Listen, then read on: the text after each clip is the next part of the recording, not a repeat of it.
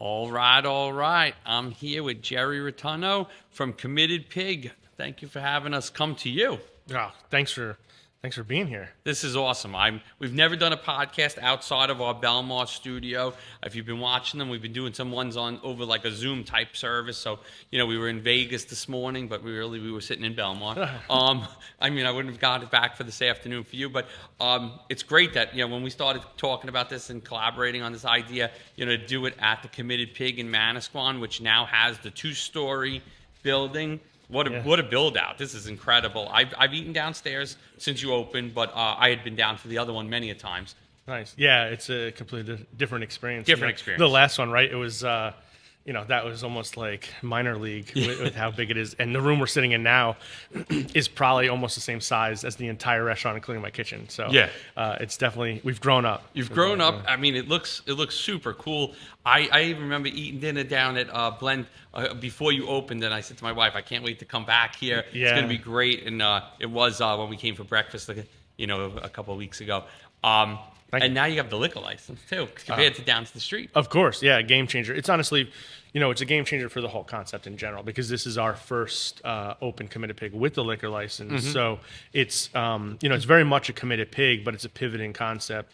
And, that's scary too, to change something drastic enough to say, well, now you're going to have liquor. And of course, everybody goes, you're going to make $1 billion. Like, it's going to be great. But, we were weary about it. We're a family friendly place, and we didn't know if it was going to change it in any negative way, but it really has seemed, for a burger place, a burger and a beer, like, it's perfect. Yeah. So hopefully later we try that concept. Yeah. The burger and the beer. We're gonna, I have to show you. And that's why we're here. And, no offense to the Belmar studio, but we got a kitchen, we got a bar. This is going to be. At no podcast has there been 4 bottles of booze and 2 beers on the table yet. So I would agree. You definitely brought up our game. Andrew is like, we're staying here all day. So we got to figure that out. I got to get him back to work. But, this is awesome. So let's just, you have multiple restaurants. Let's just kind of go into, where did you get started? So I got started very young. My mother and grandmother were in the catering business, mm-hmm. and I worked for gourmet dining for the Frangillo family.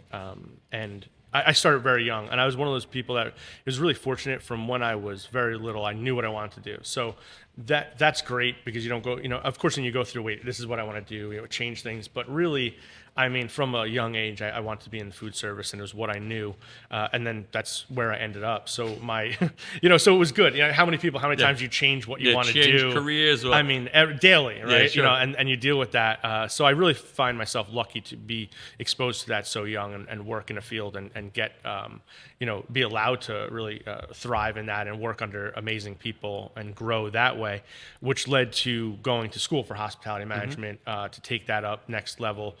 Walnut Hill College in Philadelphia for my associates, and finished that at Fairleigh Dickinson for my bachelor's degree. Mm-hmm. And phenomenal school. And that's really the balance of like the, just working hard at it, but then getting some more higher level concepts of management and how we could do it to really try to level it up. So I think the combination of experience and education was super important. And then 2009, I had the opportunity. I met my business partner actually on Craigslist. What? Yeah. This is. Let's hear this one. It's so crazy. So I, at the time, my girlfriend at the time was, this is kind of sad. She was like applying for jobs for me. I'm not trying to get me out of the house, but I was looking for a job 2009. The economy's, in 2008, 2009, the economy's, not doing well. Great. And I missed a really big opportunity. I had a lot of experience, had a lot of education. So it was not clicking why I wasn't getting a job. When we were in the crisis of 2008, you figured out kind of later, like, oh, that was really bad. While it was going down, I didn't have a bunch of money in the stock market. So it wasn't like I was losing all this cash. Mm-hmm. It was kind of happening on the side. And she actually applied, wrote the letter into this this ad that said looking for a business partner. It sounded like a scam. Like today, like we would have. I don't know how back then when it was still like weird to apply for things and do things online. Now it's like we don't do things in person. So she applied for this, and he eventually got back to me and was like, "Hey, I'd like to interview." And we were reading this. We're like, "This guy wants to give like give somebody half their business. He wanted somebody young and energetic. And it's funny that this started in 2009, but he got the idea from Trump's show, The Apprentice, where he said, you know what? He had the business. He's amazing. Tony Montero is my business partner. He's an amazing business person. Really understands hospitality, which is why we make a good partner, a really great partnership. But he got the idea of just saying, like, I just need to find somebody young, hungry, and that's going to quit at nothing to get something done. He asked for what would I do with the space in Summit, which he owned at that given point in time, which was a Broadway grill. And I wrote him a business plan. I met with him, and I was like, this is like, if this is real, this is what I've worked my entire life for. Yep. And it came right after a really big disappointment of not getting a job that I was like a complete shoo-in for, that somebody helped me, you know, like was like, here, you got to hire this kid. And they were like, you're just not the right fit. And I was like, what? So I was like in this almost depression. And I meet my business partner, which is why, I mean, how many times in business do you not recognize, you know, everything happens for a reason. Everything happens for a reason. Right? So I was so depressed, so pissed. And I realized now if I would have got that, you know, the trajectory would have been a lot different. So I meet him, and the rest really is history. We opened up, he chose me to partner with. I asked him for a bunch of money to redo the restaurant. He gave me about 8% of what I asked for, and he said, you know, good luck, you know, here you go. And I said, oh, this guy's... He said, quit at nothing. Yeah, he said this. You signed up for this, bud. I know. And I was like, you asked me what it would take to like redo the whole thing.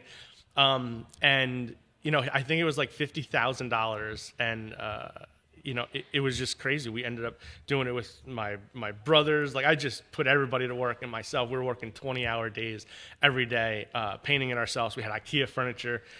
But the great thing is that in 2009, we opened a comfort food restaurant, a modern interpretation of comfort food. We were doing things like lobster mac and cheese, and, you know, just different spins on old American dishes. So bring it into the times. And we would always say at that given point in time when the economy was going to hell in a handbasket, people was really sad to me was seeing people go out to dinner and having a hospitality experience and then getting their credit card or paying the bill and going, we shouldn't have, like, should we have did that? Yeah. You know, I mean, and I don't care if you have $1 million in the bank, $1 billion in the bank. When the economy crashes like that, you know, the first thing you kind of cut out is that extra spending.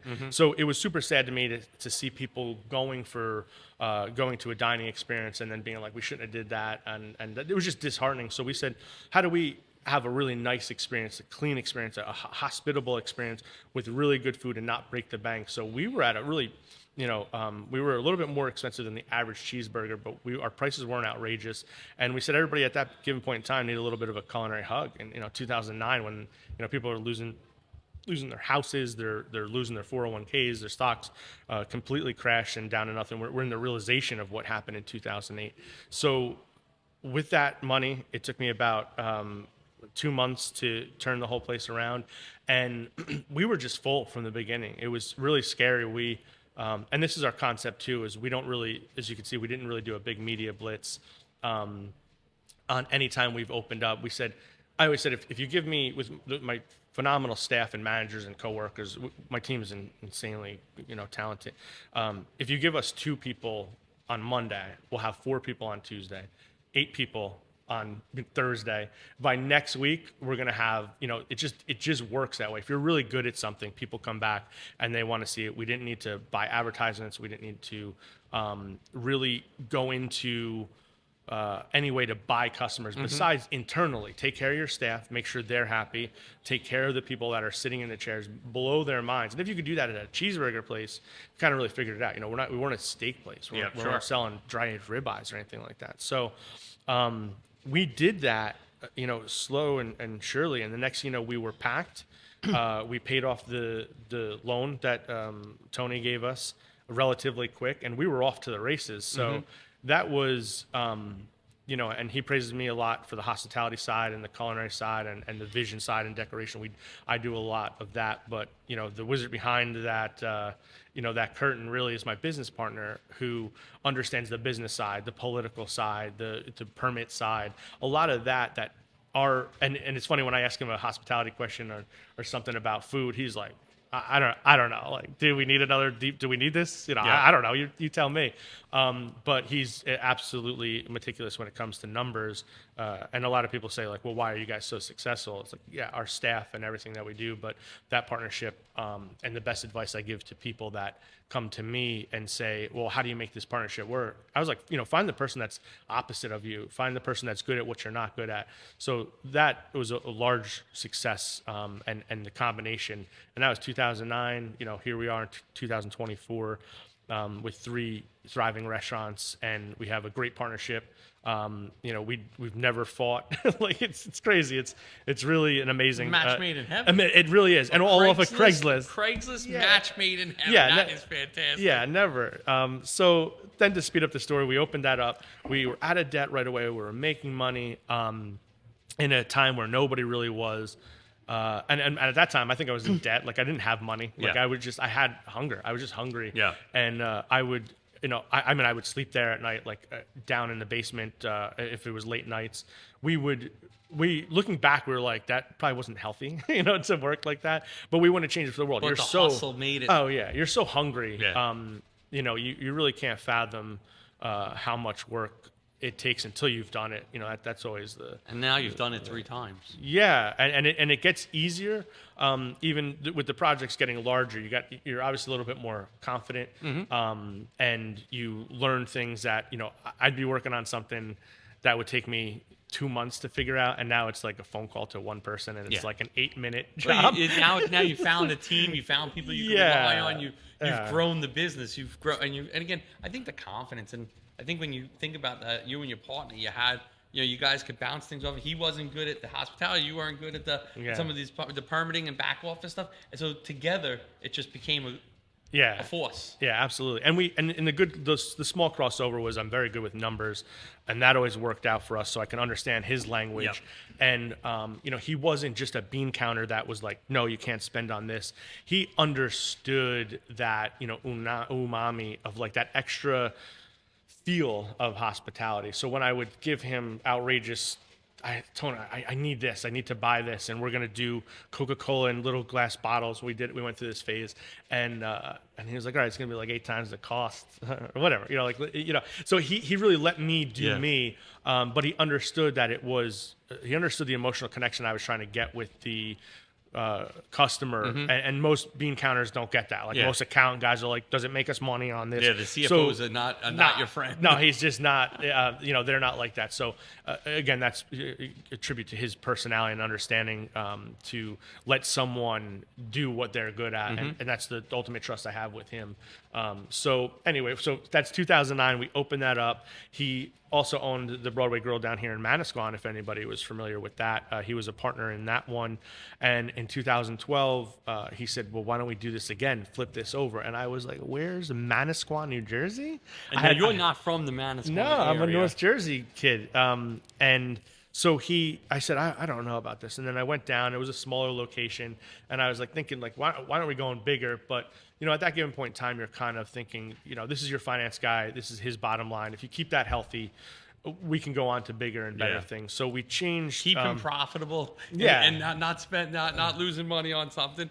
You kind of. Exactly. So that's what you got to do. So I said, all right, I went down here. And the funny thing was I was saying like, well, if it could afford me a shore house, that's kind of cool. Like I'll open a business, afford a shore house. So all for the shore house. All for the shore house, right? That's what it came down to.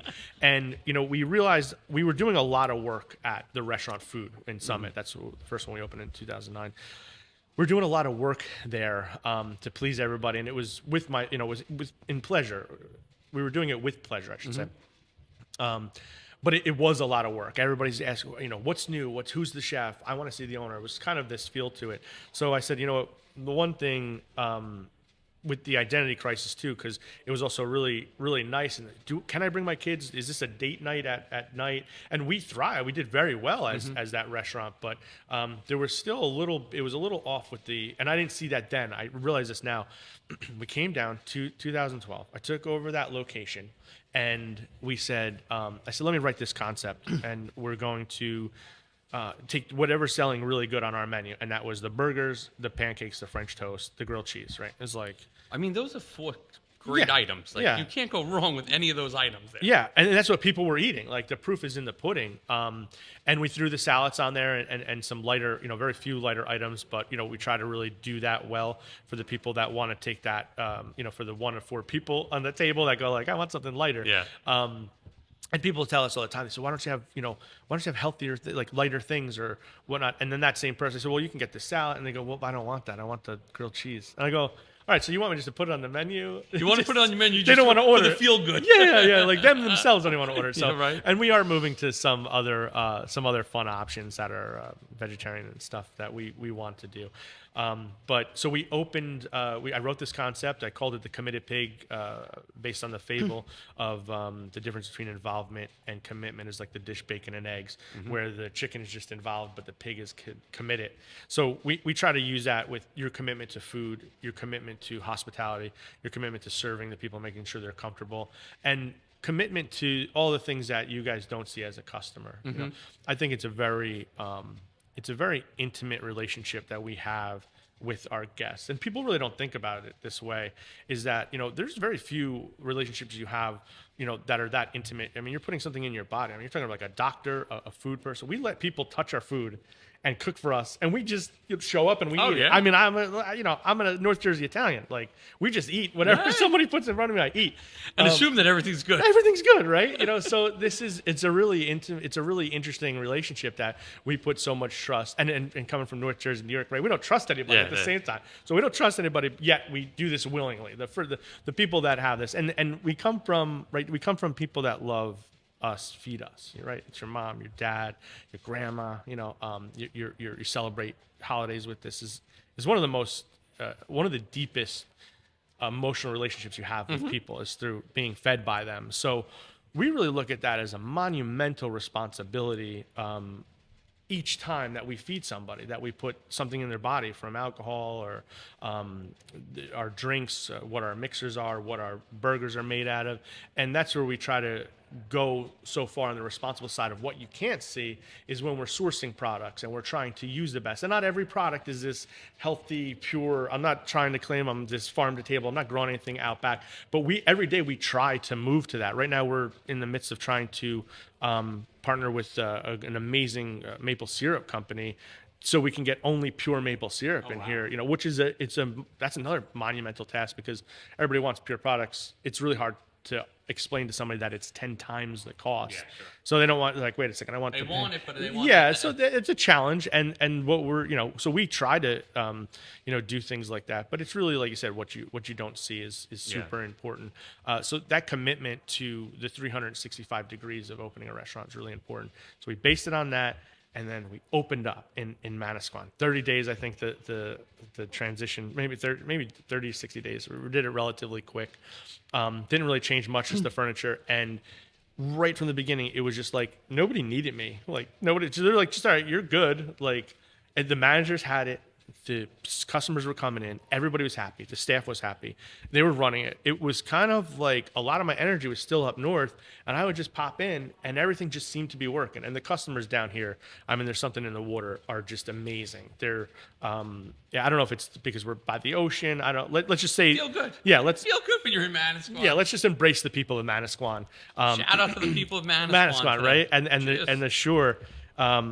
It's just amazing. I mean, people were really great. So we'd get 5-star reviews all the time. We'd get so much praise, so much write up, and the sales were amazing in such a small, tight location. Lines out the door, and it really never gave up. So that's when it clicked, and we said, did we do something wrong with food?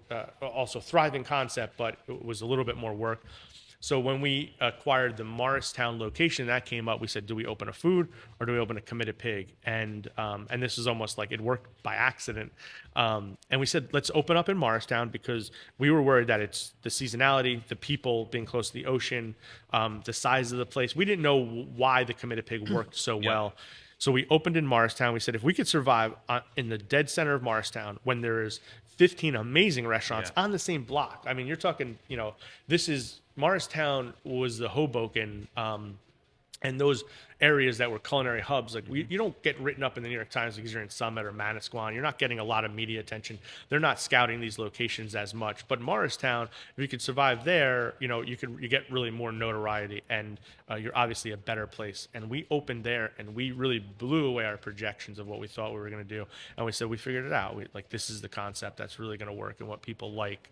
And that's what made us go back in 2016 to change food to a committed pig, and that was that's the story for how the committed pig started, and then of course there's the moving across the street with this one, which was.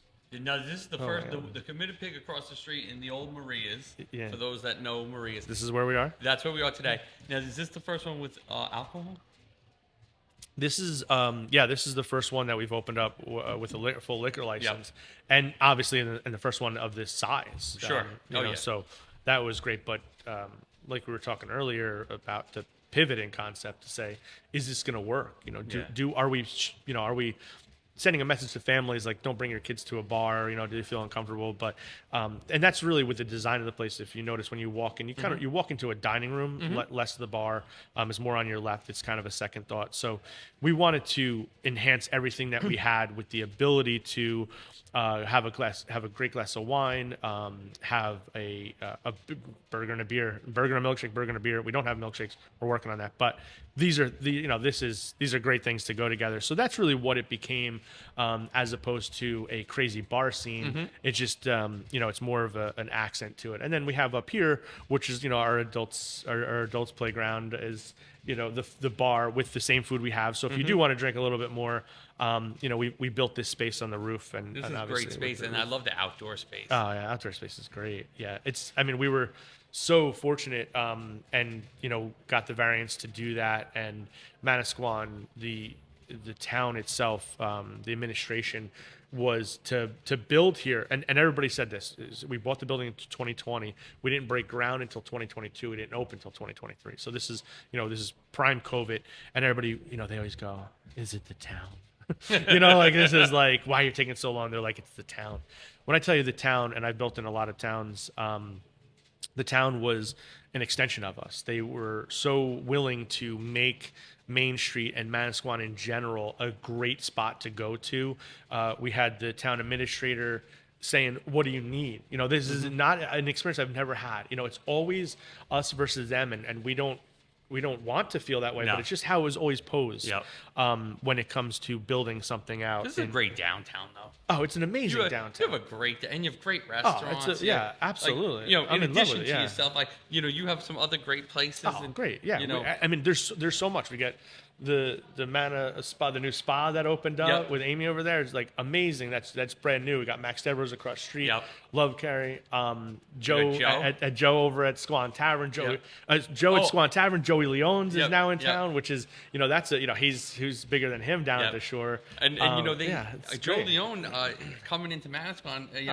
That was a good addition. A great addition. And we're you friendly. Got Lewitt Blend at Maine. Yeah, it's really, we have, and the shops. When I moved down here full time, and Christmas, I couldn't find a parking spot, and you're kind of like, why is it packed in December? Where am I? I'm at the Short Hills Mall. Like, that's where I grew up by. And I was like, what are these people doing? But the boutiques and the furniture shops really make it such a destination, where you get travel to that New Hope area or wherever those things where you could go in really unique boutiques and furniture shops. It's really amazing. It's a really cool town. In December, I was here early December this year. My office is down the road on 70. I'm technically Manasquan, but it's really Wall Township where I am. Yeah.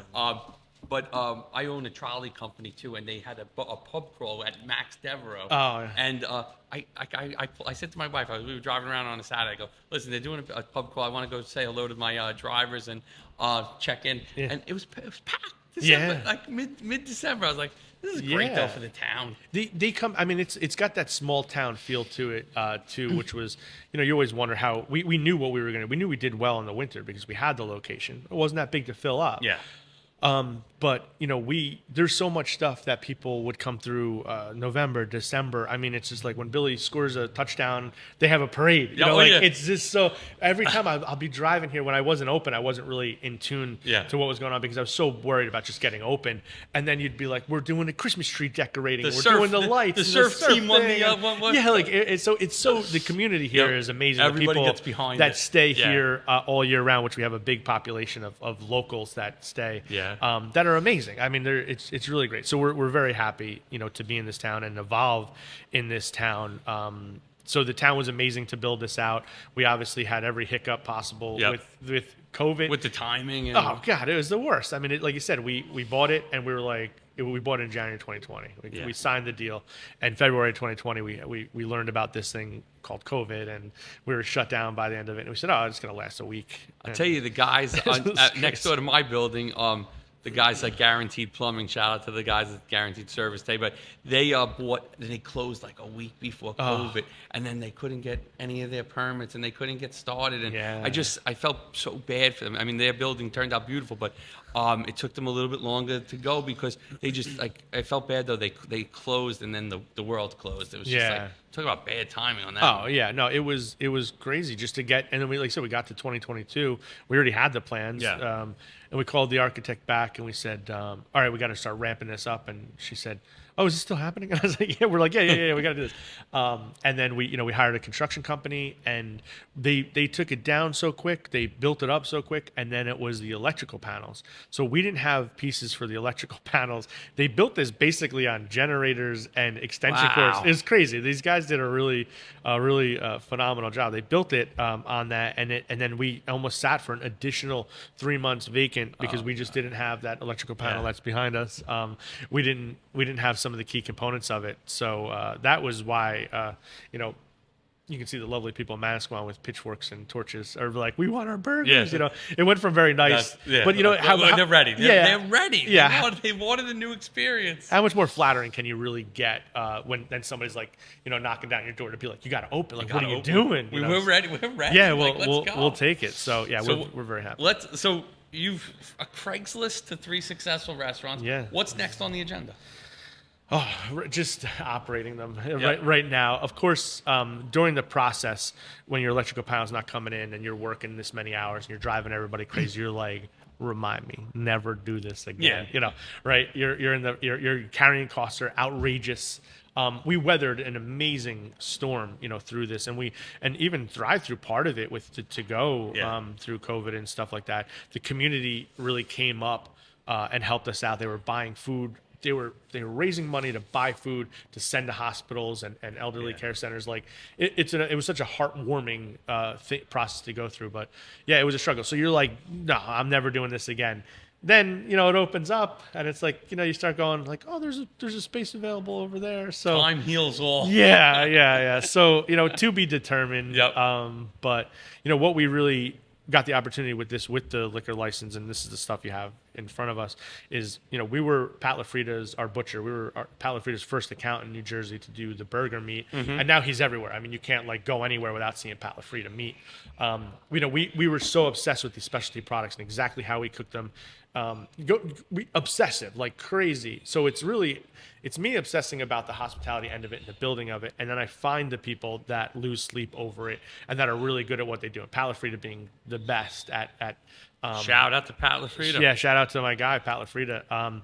The best at what he does, right? So we did that for so many years until we opened this place. We did that so many years with our food product, and then we had the opportunity now to do the liquor. So why wouldn't we do it the same? So, we made the choice, and you'll talk to liquor representatives and stuff, and they say, listen, this bottle of vodka, it's good vodka, but it's $7 a bottle, right? And then if they call for something else, if they call for Tito's, then you could charge another $3. And then if they call for Kettle One, you could charge for another. Yeah. And we said, well, why are we putting like the responsibility, right? Goes back to that. Why are you putting crap in somebody's body? Not as good of a alcohol high, drinking crap. not a good buzz, Yeah. not a good hangover. Like Yeah, when sure. you're just drinking the sugary and not pure product. So we went right. Kettle One is what we serve in our rail. So if you come in here and you get a vodka and soda, it's a Kettle One and soda, which is usually somebody's top shelf. That if I'm gonna drinking vodka, I want a Kettle One. Yeah, and that's what it is, and there's great vodkas out there. We think that product, everything we have in front of us and behind us, is hand picked about what's going on in that category. These tequila ochos, insane product. They basically do it. They pick it by the plot of land. Carlos down in Mexico, my guy Carlos down in Mexico. I don't know him yet, but I feel like I'm a part of him, part of the company.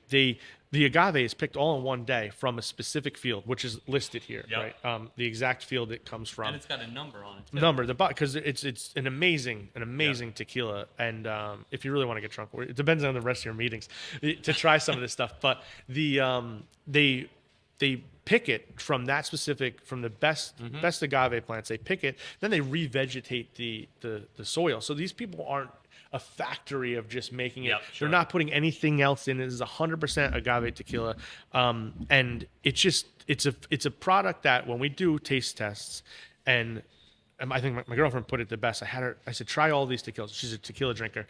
And I fell in love with this tequila after trying so many. Because I was going to actually put Casamigos on the menu. I was like, all right, everybody wants it. Let's do it.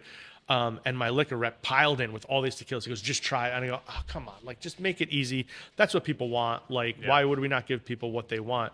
And we tried these out. And he poured the plata, just like the silver. And trying all the tequilas, when I tried that, my eyes opened. I said, this doesn't taste like tequila. It tastes like, just it doesn't taste like a bad time. And you go out and your friends are like, let's do shots, right? Yeah. Let's do shots. And you go, oh, this is going to be a bad night. This is going to be a bad night. That it didn't smell like that, didn't taste like that. And when I blind tasted it on all these, she put that to her and she goes, this smells like vacation. And I was like, that's it. That's exactly what we're going for. Do you want to try? I'll try. Okay. Oh, we'll do it in the whistle pig glasses, but this is. Don't give me too much. No. I want you to. I mean, listen. You're gonna smell it on the nose. You're gonna experience it just right from smelling it. So these products, they're just phenomenal. Cheers. Cheers. Right? So they're just clean. I mean. That's a sipping tequila, Sipping. So, it's still tequila. I mean, still tequila. We're live. We are still live. We are still live from Manasquan. But an amazing product, along with like our Whistle Pig, which everybody thinks we got because of the name. It has nothing to do with it. But that's our rye. And it's like you said, we're partnering with the people that are losing sleep over what they do. That's great. So. And what's the beer you have of choice today? Oh God, yeah. This is all right. So we're obsessed. We're allowed to drink this? Yeah. All right, cool. We're allowed to do whatever we want. Yeah, my podcast. Yeah, Cool. my building, right? Here, cheers. There you go. We'll be back for happy hour. Yeah, exactly. All right, cool. What is this? So everybody's drinking. Yeah, get in there. Everybody's drinking IPAs, right? They wanted a little bit more than a lager. So this is the hottest thing, and it's been for a while. We may have went too far with what you're looking at an IPA and a double IPA and a quadruple IPA that's aged in something. It got a little crazy. So we, just like all of our other products, we want the best, cleanest product and a representation of what it is in its purest form. I went to Vermont and we rented a house. We got there really late. Ended up at a bar. We were all starving, and the bar had nothing but like chicken fingers and mozzarella sticks, which I'm actually okay with. Yep. So we're waiting for this to go. There's like 15 of us ready to pile into this beautiful house, and somebody started passing back IPAs. And I'm not a big drinker. This looks like I'm a big drinker. I'm really not that big of a drinker. And I picked up that IPA and I took a sip of it and I said, "Whoa, this is such a clean, smooth." Yeah. It gives you everything of the flavor of an IPA you'd want, but you could also drink 3 of them and not be completely, like kind of that third one. You're kind of like, let's move to something lighter. Very like that's how beer drinkers. I think a lot of beer drinkers kind of go. They go for the flavor up front and a lot of that hoppy stuff that you get from an IPA, and move on. So I said, I got to know. I was like pushing my way to the front of the bar. What company is this? and they said it's called Conehead by a company Zero Gravity. So Shout out to Zero Gravity. Zero- Andrew, you know them? yeah, Zero. Andrew likes to frequent the bar. Yeah, scene, go so. go get one, Andrew. But it was just such a phenomenal product. So when I was opening the restaurant, I was always obsessed with this product. And it's funny because I was like, I'm gonna be the person to bring this to New Jersey. Yep. And I was at my parents' house, and I opened my refrigerator, and my dad had some cans of Conehead. A couple months later, I was like, wait a second, I was the Marco Polo of Zero Gravity product. Your dad's like, yo, bro, Yeah, relax. he's like, this is our favorite IPA. So after going through a lot of tastings, the controversial Cane is like they own the area, they own New Jersey.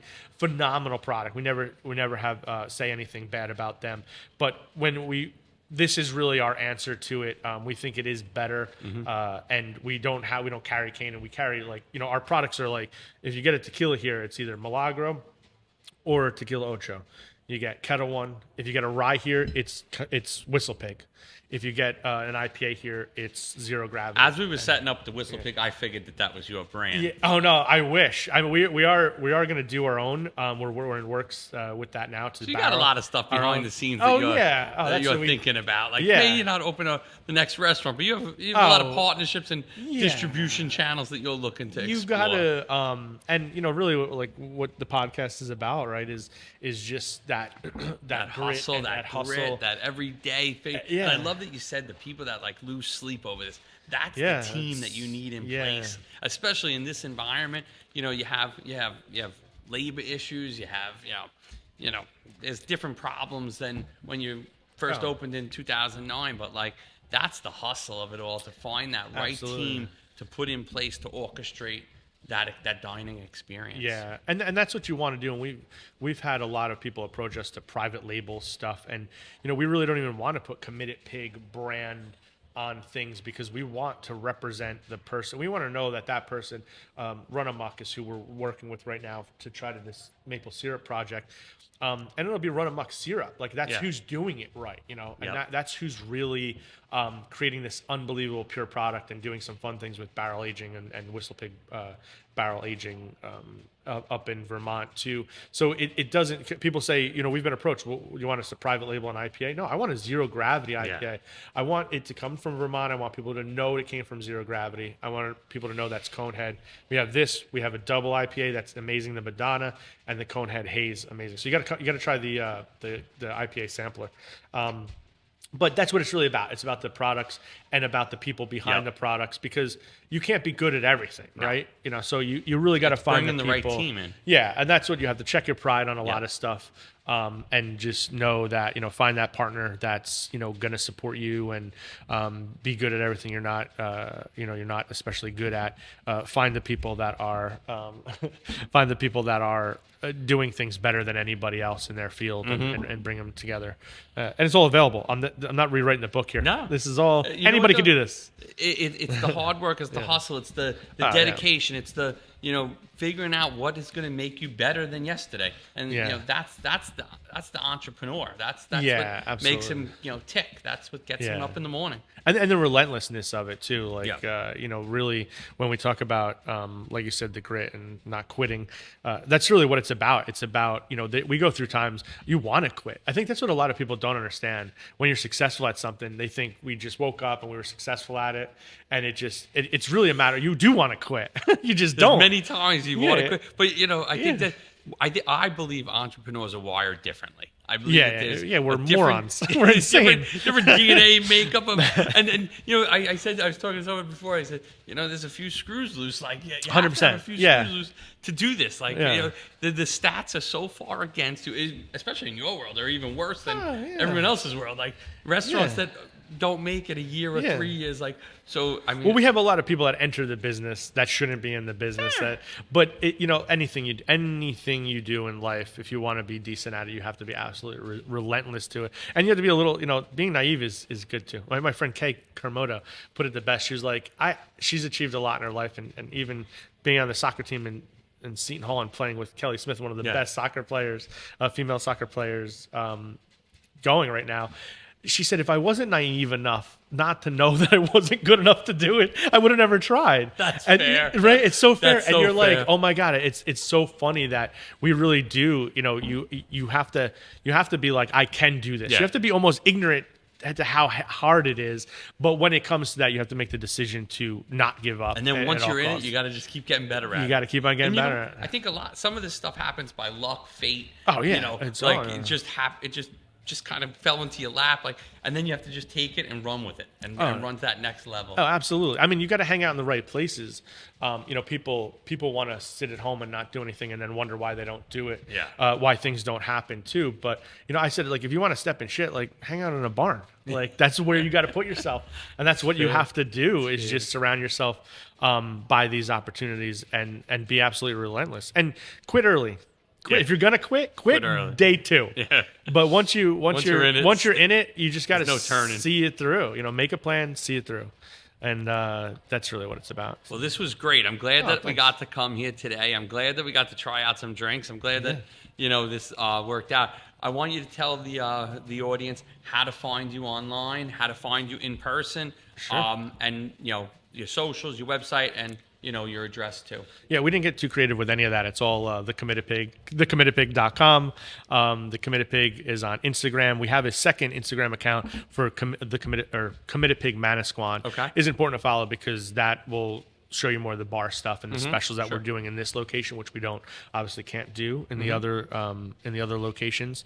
And all of our information's on there. Our website's on there. We deliver through DoorDash, so you can order right on the website and get it to your home if you're in any of the areas of Summit, New Jersey, Morristown, New Jersey, and obviously we're in Manasquan, New Jersey right now. So I'm going to try out this burger, and I'll report back on it. Yeah. We'll take some pictures that we'll post on social today.